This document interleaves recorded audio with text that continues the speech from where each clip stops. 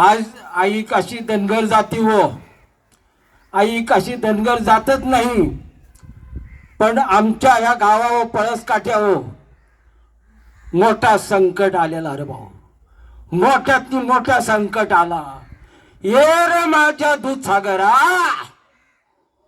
आणि कुठास बस ह्या पारशेकराच्या मानवर दे त्याला.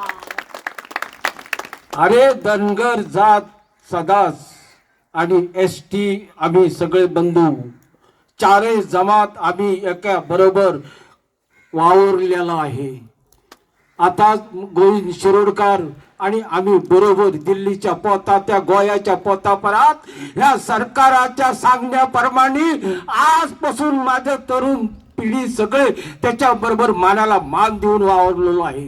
ज्यावेळी आतला जो परेकर चीफ मिनिस्टर होता त्यावेळी आम्हाला उत्तर दिला होता या धनगर समाजाला आणि सांगला होता तुम्हाला एसटी देतो, तुम्ही त्या भागात असं त्या ह्या भागात या. तेव्हा आम्ही काँग्रेसीत होतो, त्यावेळी आम्ही काँग्रेसीत होतो आणि ह्या पारेकराच्या उत्तरास लागून मी 70 सेवा संघ घेऊन आणि उन्नती मंडळाला घेऊन माझ्या बहिणी भावांना माझ्या या तरुण पिढ्याला परेकरांनी सांगला तुम्हाला एसटी देतो, तू लक्ष्मण कोळेकर तिकडं आहात इकडं ये.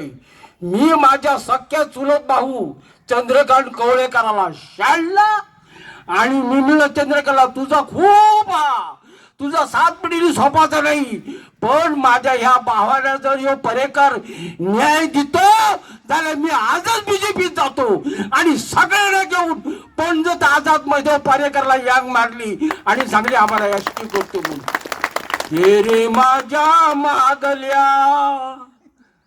परेकर आला करतो म्हणून सांगला. परेकराची मागणी मग कोण आला? पारशेकर आला, आम्हाला दिल्लीत घेऊन गेला आणि आम्हाला शाल घातलं. कुठे रे माझ्या तान्यानू? त्याची मागणी कोण आला? डॉक्टर प्रमोद सावंत आला.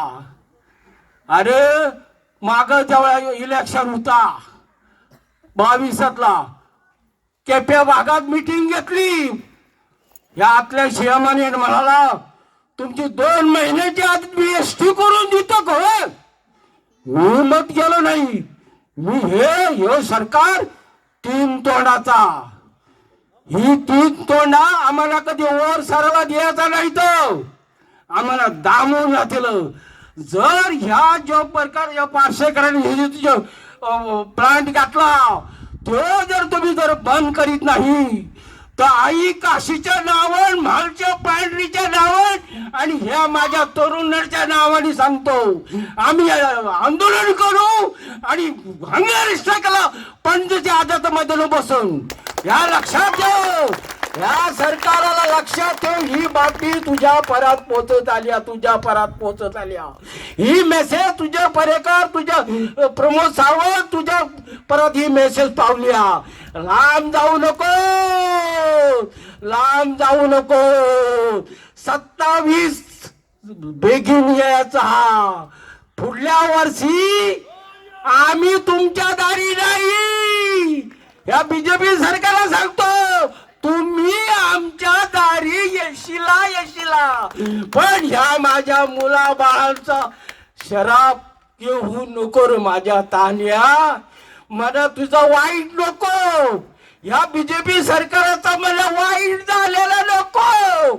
आम्ही धनगर आई काशी उदर काळजाची, अरे आम्ही जीवाला जीव देणार, राना वनात वाहणार, झाडा पेडात राहणार.